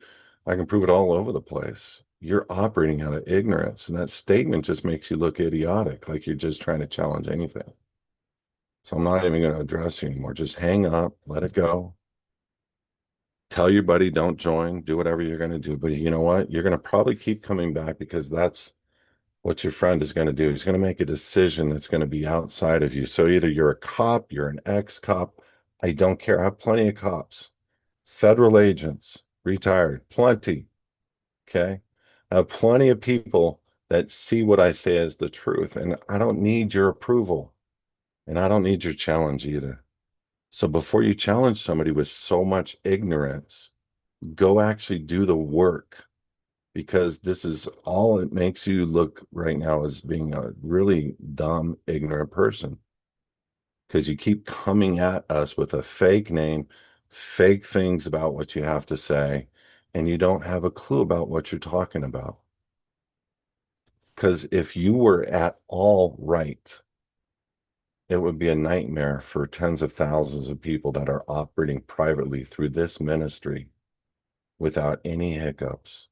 If you were at all right. But instead, I'm able to go to the Department of State and establish state citizenship, which is something the Supreme Court of the United States of America agrees with me on. They also agree that the United States is a federal corporation. They also agree that the United States is different than the United States of America, the state citizen. You're totally wrong. I don't know why. You're either an agent or you're a cop or somebody that just is so pissed off at all these sovereign citizens out there. I get it. I would be pissed off too if I ran into people all the time trying to break the law, or maybe not. Maybe just traveling and getting picked on by law enforcement and they don't know who they are and they don't have proper documentation. I don't know. This was not an easy thing for me to figure out. But your challenges are weak at best. And unfortunately, you have a friend that's probably the reason why you're here again today is because you know he's going to sign up. And you know what? He's going to go through and he's going to become free. And Luther, I know who you are now. I know your name. I know where you're from, your IP, your phone, everything. I get to choose who I want as a client. Remember that. Everybody always comes to the realization that this ministry is doing it right. Everybody does. They always come from some other broken thing and come over here and say, we heard you're doing it right. Okay. Everybody. And so that's the good thing. I get to choose who my clients are, my members are, my friends are. And all of them are becoming friends, all of them. And you know what? Not just because we free them, but because we've given them some very good information that's going to change the scope of their lives, both jurisdictionally and financially forever. And you know what? You can't get that by listening to liars. You can only get that by listening to somebody who speaks the truth. And again, Supreme Court's on my side. Nobody's on your side. Why don't you try to use your real name? Come on with your real name. You want to go live with me right now? Send me your ID, Kelby at hisadvocates.org. I will go live with you right now and let you speak and say whatever you want live. And we'll do a verbal debate, friendly verbal debate. But I want to know who I'm talking to. So send me your ID from your email and I'll look for you and we'll go live. Okay. We have not donated our digital currency to the foundation yet. Next question. Because we're trying to purchase, don't worry about purchasing more. Yeah, I mean, worry about it. Don't stop. But even though Coinbase is asking for SSN, even though you're worried about your tax exemption, your status, or whatever, all that stuff, don't worry about that right now. Because you, as a United States citizen, can donate 100% of whatever you want to any entity you want. It's only your income that you're limited as to what you can donate. Okay. So, this is why you want to buy as much as you can right now and then just get it donated and transfer it to your hard wallet, your cold storage that's bought by your foundation or donated to your foundation. So, if you didn't listen to the initial portion of this, Q&A, go back in time, listen to it, and we'll get you covered on how to transfer your stuff to the Q&A or transfer your stuff to the foundation lawfully. Okay.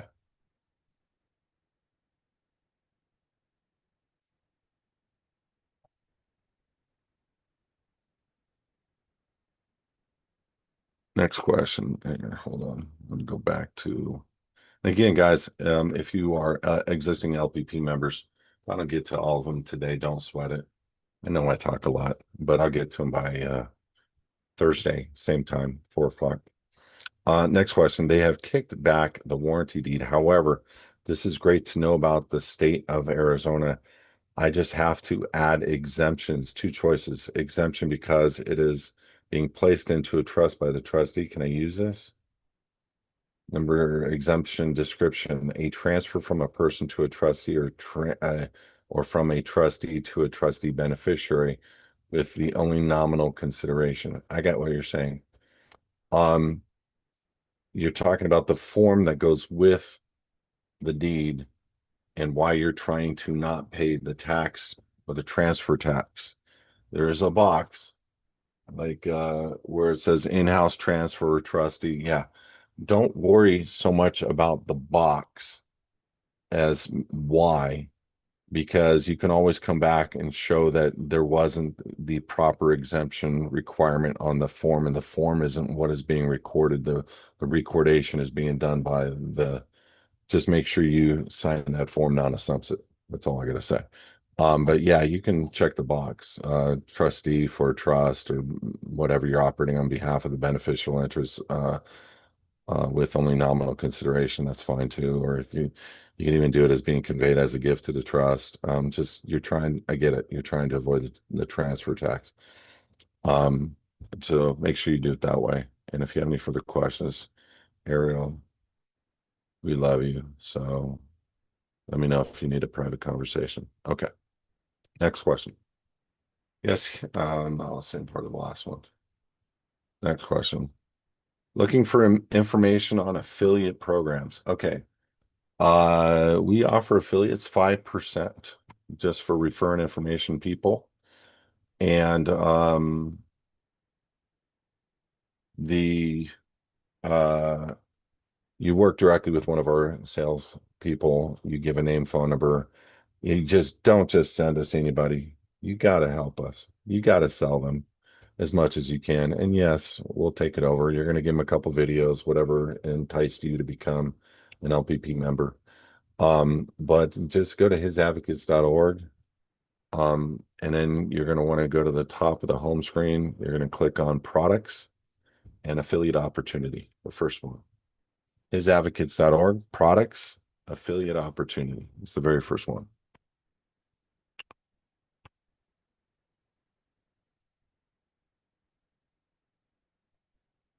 Okay, next question. I account being fined by code enforcement. That's exactly what it says.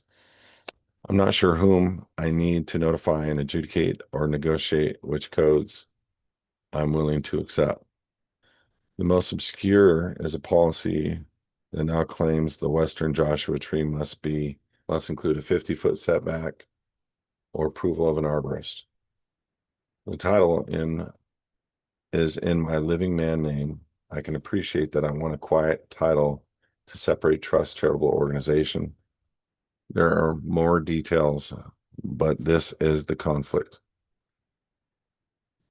My kid is not allowed to attend school and religious exemption is not allowed. My kid is not allowed to attend school and religious exemption is not allowed. So why do I need to pay taxes when the fraud of the tax assessor's office is being revealed and the property taxes go to the schools? Question. Okay, so that's separate. So first and foremost, your property is in the name of an Interlegis trust, a birth certificate name, whatever you want to call it. Um, they they own and control. I'm sure if I were to look at your deed, it's not properly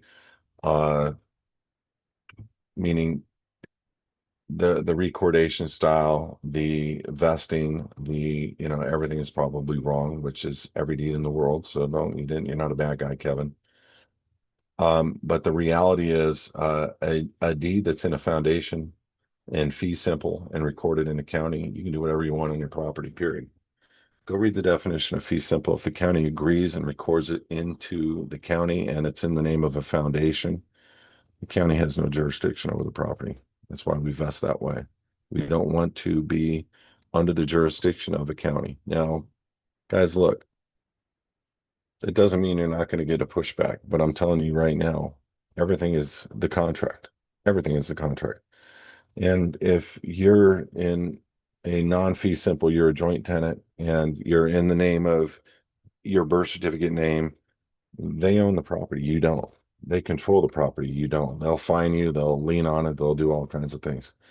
But you have serious latitude as a private, unincorporated foundation, unregistered, serious latitude to allow for yourself uh, to do whatever you want on your own land, period. Because if you've purchased land and not a legal description and it's in the name of a foundation and the vesting is fee simple, all the elements of the agreement are perfected for the most part, all of them. And now you can do whatever you want on your own land. You're in a freehold estate. Read the definition of fee simple. And if the county agrees, this what part of the agreement don't you understand? This says fee simple. I'm not asking for permission to what to do with my property.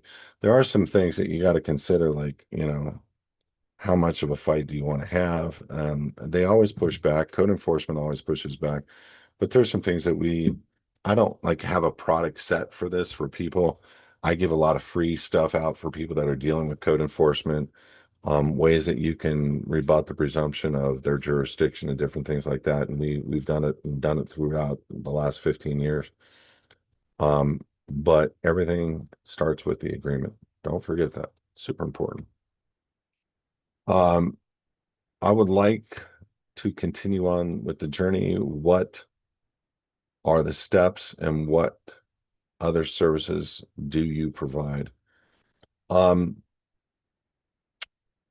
Everything is about living in the private. Everything is about understanding title. Everything is about submitting your title to private entities that are controlled by you, owned by something else. So when you understand the definition of a humanitarian foundation or a church, and you understand how we are creating them, even though we are not creating the defined 508c1a under IRS code, because we are not asking for the IRS's permission to create what belongs to God. Um, Everything that we do, it's super important to understand that there's different styles of holding private assets. You can hold an asset in an unincorporated business trust, run businesses. You can do humanitarian foundation, private membership associations, self-supported ministries, different things for different folks.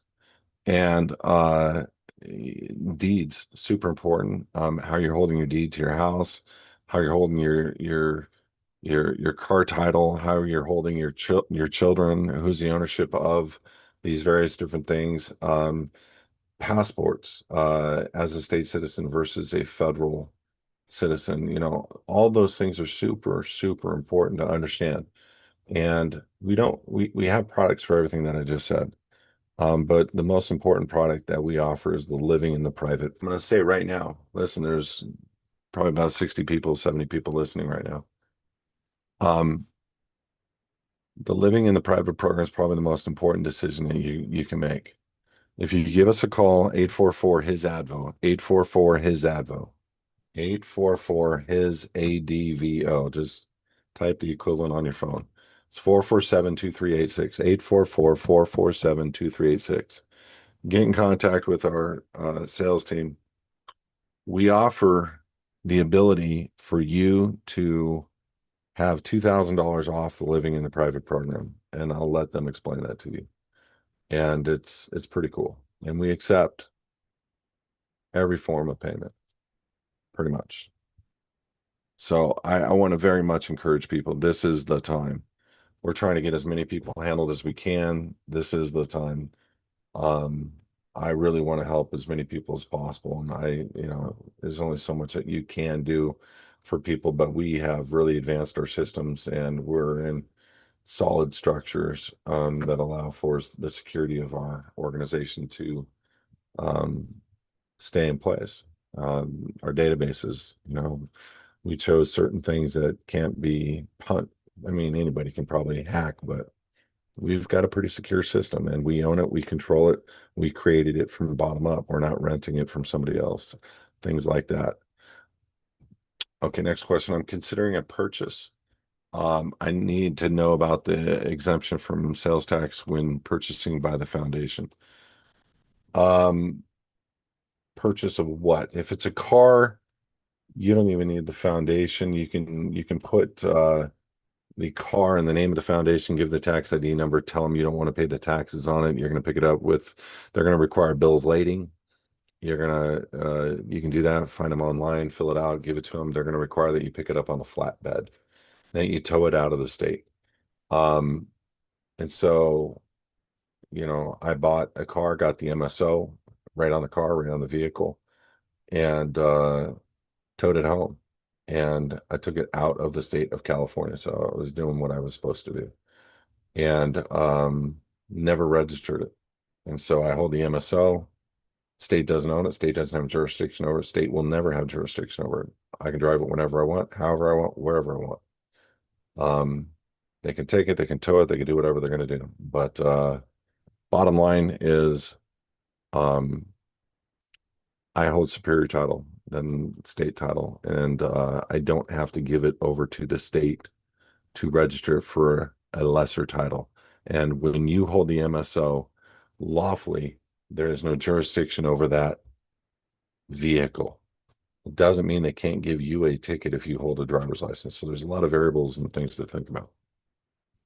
Okay, next question. Hi, fellas. Yesterday I was on the phone with blah, blah, blah, and she was speaking about the difference between a birth certificate and a birth report. She said to go get your passport, you need a birth report. What I'm looking at here has my father's name on it, the doctor, the hospital where I was born, and the original seal. It has a hospital's address, physician's address. It has my parents' address. It has the real date of birth. It's not a few days later, like she was saying. It has my father's nationality, my mother's nationality. This looks like a birth report. This looks like a birth report to me, but on the top it says certificate of live birth. Is this going to work for the passport? And what passport do I need to bring? And what paperwork do I need to bring? Got it. The paperwork that we gave you, the DS-11, page 1 and 2, the supporting documents, the explanatory statement, 2 pictures from the passport center, or from a CVS store or from the USPS, and a certified copy of the birth certificate from the county recorder. So you may have a certified copy of the birth certificate from the county recorder. You may already have it. If you got a seal from the county recorder on it, that might be good enough, but it has to be, generally speaking, on 32-pound watermark banknote paper to be recognized. So you may have to go down to the county recorder to request a copy of the birth certificate, but you can also do that online and have it shipped to you. Just FYI. Next question. I'm getting some pushback from one of the companies that I've submitted my W-9 form from my foundation because of leaving the first line blank. One of the companies that I do some work for is questioning that the first line is blank because it states on the form, do not leave this blank. I told them that advice of legal counsel is leaves it blank. This e-wallet usually approves immediately with their customer service on the so Marcus, um, I don't remember what the first line says, and putting something in the first line isn't going to necessarily cause a jurisdictional position. You just want them to accept it. You want them to 1099 the foundation, you're done. So let's look at the first line together tomorrow. I got an appointment with you tomorrow, as you know. Weird question. I'm shutting down my LLC, which has no problem, and I shouldn't own anything in taxes for that. It's not a question. Number 2, I still not submitted my 2024 personal taxes yet, and I usually submit those sometime between August and October when LLCs have to be submitted by. On the 1040, can I autograph that non-assumption? Though it seems crazy since the 1040 is the contract agreeing to pay taxes. Correct. What I do is a lot of times I cross out the I agree on the information. I cross out taxpayer, cross out U.S. citizen. And then I do a full living man signature, and then I sign non-assumption, all rights reserved without prejudice. And I put the word by in front of the name, in front of the autograph. But you're not agreeing to anything when you do that. And so you're getting the taxes filed, which is really the only thing that you need to worry about is making sure you're above reproach, operating the LLC or the all caps name appropriately and correctly, and that's good. So just keep, if you have any questions pertaining to um exactly how to sign, sometimes I sign non-assumption in all handwriting, but when it comes to a tax, I want them to get paid. What do I mean by that? I want no contract. I want them to understand the difference that I'm not that person, or I am if I'm the president of the LLC, I got to put the word by in front of the name. So I always put by in front of the name. So if I'm doing it, and I haven't done a 1040 in so long, but I've helped a lot of people. You got to put the word by in front of the name, even if it's the all caps uh, John Smith name. You got to put the word by in front of your signature because you're saying you're not that person, you're the authorized representative. And that's super important, number one, contractually. But secondly, you want them to get paid. The signature, one who can attest to the validity of the instrument. You're creating an instrument to which they get set off. And so they want to get paid. The 1040 is a check. Your signature is what's helping them cash the check. This way, you're helping them cash the check. You're not pissing them off and you're allowing for yourself. Because, like me, I would not pay those taxes individually. I'd let them get paid with the 1040 and not have to try to create their own 1040. But that's talking to a US citizen. Everything I just said. I'm not talking to a state citizen. It's something different. I'm going to approach it completely different. That would be my last thing I did as a US citizen. I would do that same thing, but as a state citizen, I'm not filing a return, and I'm not going to be doing a 1099 or a W-2. Hope that helps.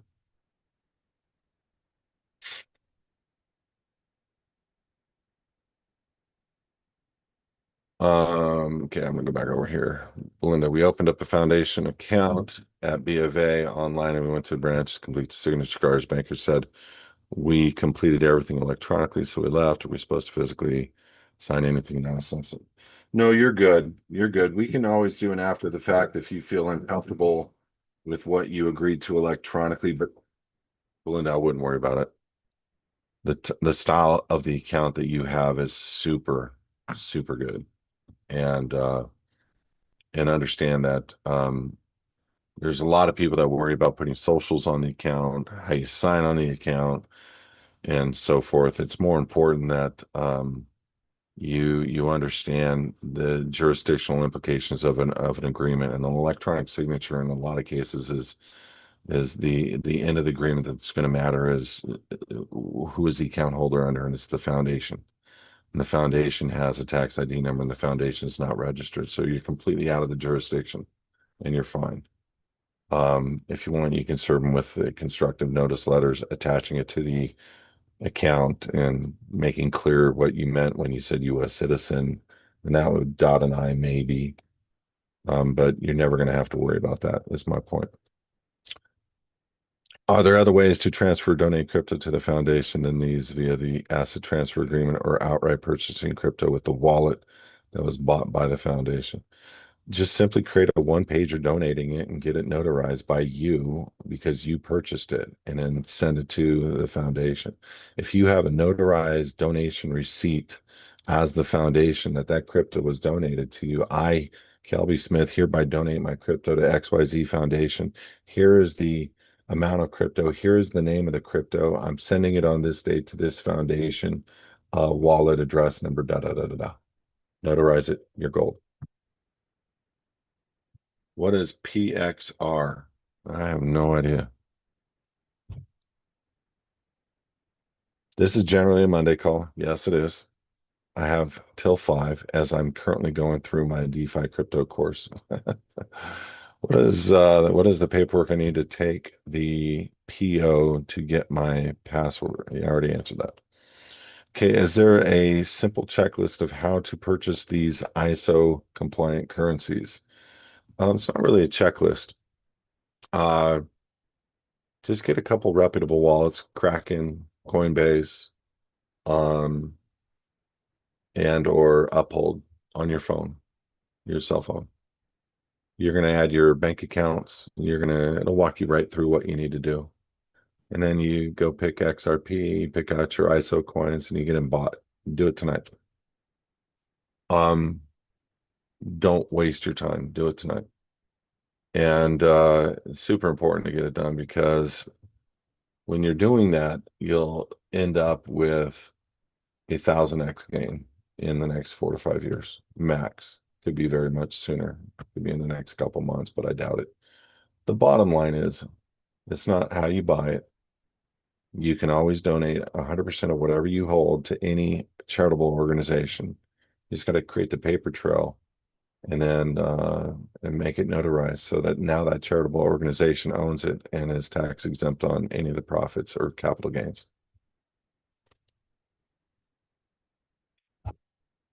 Okay. We are not yet completely out of the public, so when we transfer donate crypto to our foundation, we will be taxed.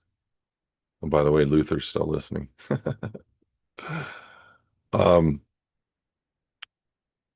again, we're not yet out of the public, so you can be in the public and private. You can be a private man in the public doing things. Um, most people don't even understand what that means. So when we transfer donate crypto to our foundation, will we be taxed or is it a charitable donation? It's a donation. I call it a contribution. Um, once our foundation owns a crypto, then we can buy and sell. Will we be taxed? No, it's not a taxable foundation. And there's no requirement to file a return on the foundations we create for you. Um, okay.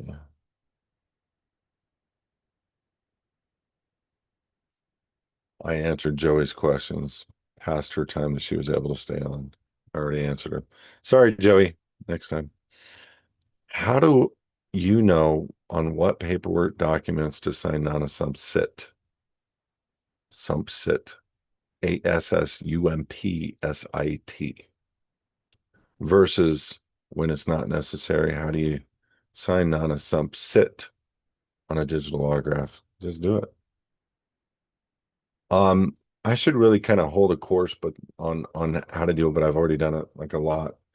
The nut of it is if you're signing anything with the federal government or a bank, you're going to want to do that in cursive, or you're going to want to put like what I do is I always get the banks to give me the contract to where I can bring them home. And see that little line right there, that tiny, tiny little line, it's a stamp. And it says non-assumpsit all rights reserved without prejudice. ARR non-assumpsit without prejudice right here. So I bring home something and no matter what, I click it or what have you. If I'm doing a contract with a bank or if I'm doing a contract with, I will make adjustments to the contract. I'll pull it into a PDF editor and make adjustments. That's my contract. I get it. The bank may or may not accept it, and they have a right not to. It's not illegal. The bottom line is if you're doing something with a bank and or you're doing something with the government, you're going to absolutely want that reservation, if not just make your signature non-assumpsit. And that's a very quick, not so detailed answer just to help you out. But there's a lot. You can just go to hisadvocates.org, type non-assumpsit. I'm sure you'll see a ton of articles pop up on that. Do you have a hookup for an insurance agent who can sell a policy, get an IUL policy in your baby's name, even if they are not registered and hold no social security number on their passport number? Um, I I don't think you can get an IUL policy without a social. And question, if your baby's private, why do you want an IUL policy on your baby? Is that because you want to asset protect using your child? Careful. You don't need asset protection under an IUL under your name or your baby's name if you're a state citizen. You only do if you're a U.S. citizen. So just don't use your baby to asset protect, please. And if you're doing it to create something for the baby, that's different. But I don't know if any, because these are all directly connected to banks, insurance company, title companies. They'll get prepaid on all of these. That's how they issue the death benefit. It's all prepaid. So I don't think you'd ever be able to open it up without a social. Would you please send me that deed example? I've been through the living in a private program. Yeah, just go to your ticket and make a request for it, and we'll post it to your ticket.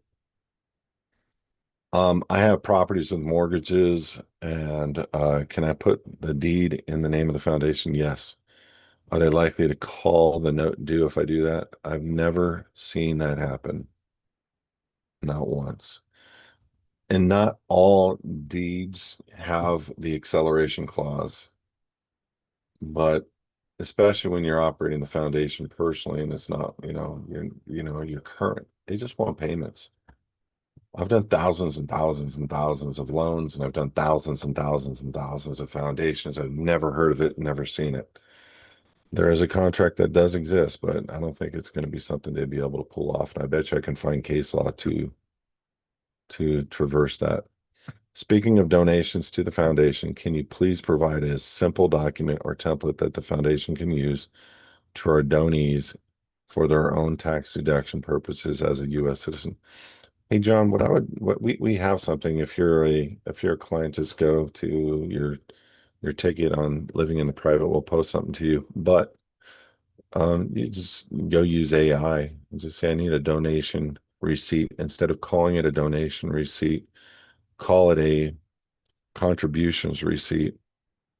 Use it for the name of this foundation with the address of this address and this tax ID number. I need the donation, I need the contribution receipt to be made to this person in this name, and you'll have a Word document in 30 seconds. I buy and sell mobile homes in California. I need help on the best way to structure the business through my foundation. I will oftentimes have to buy the property in my corporate name, run credit, construct contracts, etc. Should I just handle that side of my corporate name and then donate? What about California dealer licensing? Well, if you need to use a corporation, you can use an LLC. You can make the foundation on the Secretary of State the primary member, sole member of the LLC. And I need you to go to our blog and look at what I wrote about disregarded entities for the LLC. I think all of what I just said will help you tremendously. Disregarded entity is an entity that does not have to file a return, which is that LLC. Um, Sorry, Joey. The property is in my foundation name, and I sense that there is getting ready to do eminent domain on me because I am smack in the middle of a major project in the city that's getting ready to do. Can I do conditional acceptance with my state fault and default with specific? Much more to that. I have a name and number for you if you wish of somebody that can really help you deal in that element because it might cost. But Kelly, there's more to answering that question than I'm going to be able to do here. The bottom line is, yeah, you can fight it, and I've seen Supreme Court cases that we got to remember it's got to be titled properly. But again, it's I don't know how your property is titled in the eminent domain, but the corporate state doesn't necessarily apply to land of somebody that holds free fee simple, but it does apply to legal description.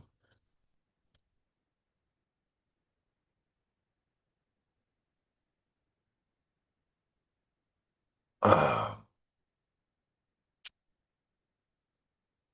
how can we move our registered child's name into the private through affidavits and 3 notices, or does it require a name change? If so, can you help with the process?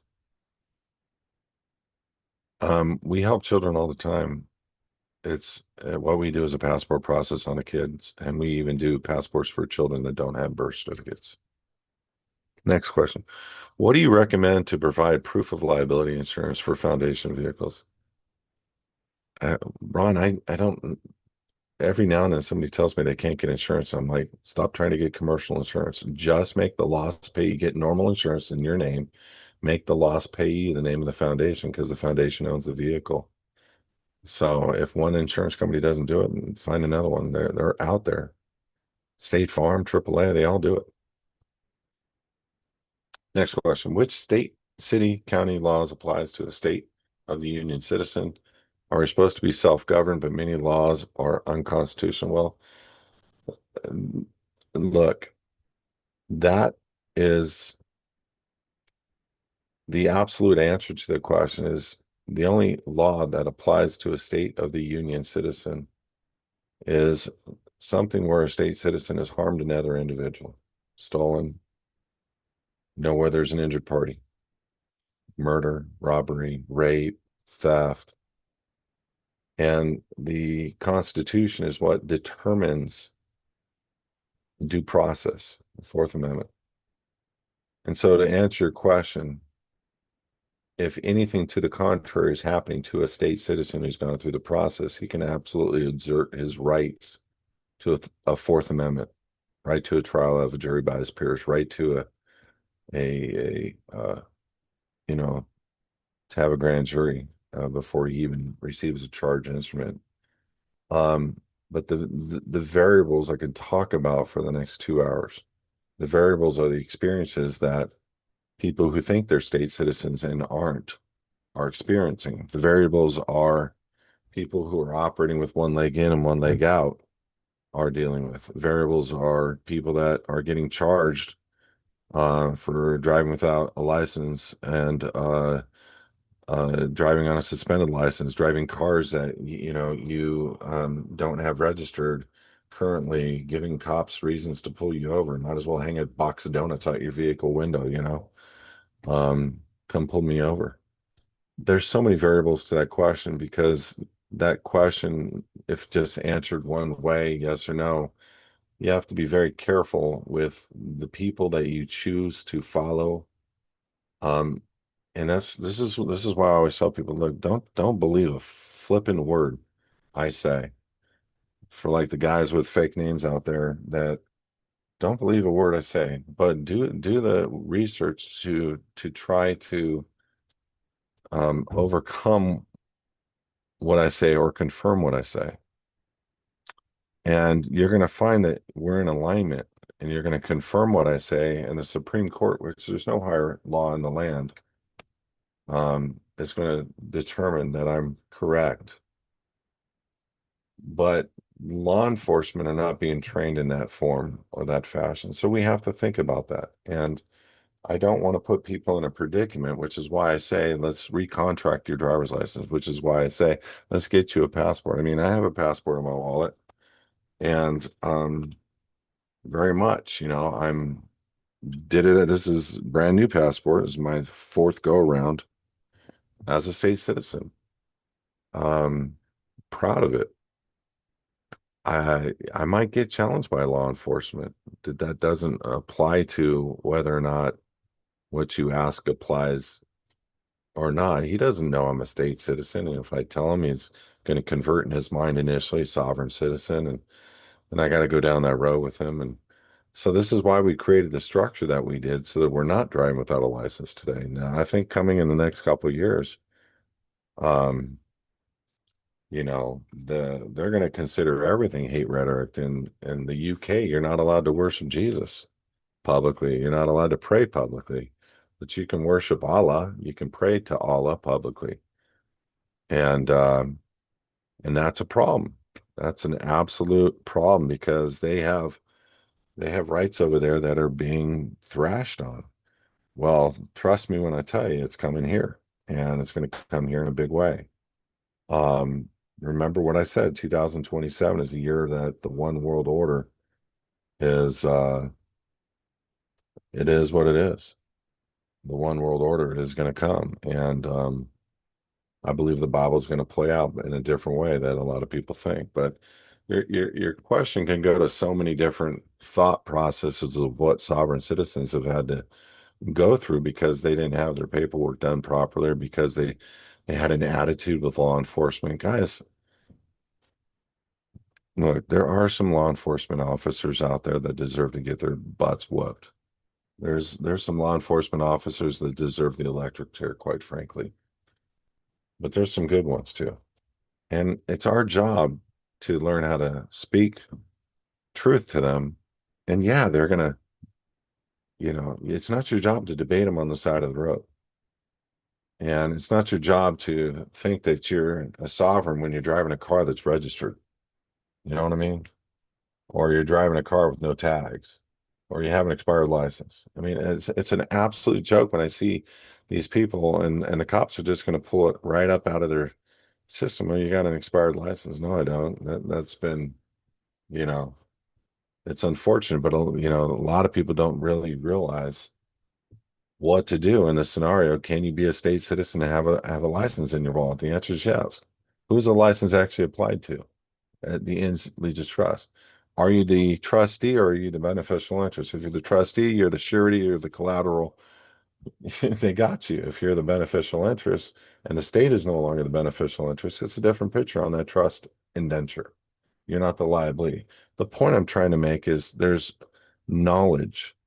And with that question, it's unfortunate that we have to educate our law enforcement, but we have to educate people that Donald Trump is not going to be able to reestablish the republic on his own. It's already done. He can try to step in and help us operate. He can do those types of things, but he cannot reinstitute the republic for you. He can't. He can he can reinstitute the republic over here, but the people have to be in republic themselves, and that means they need to come back under God with all their God-given unalienable rights. Um, That's it. I've been doing this for 2 hours, guys. Listen, I really appreciate it. Do me a favor.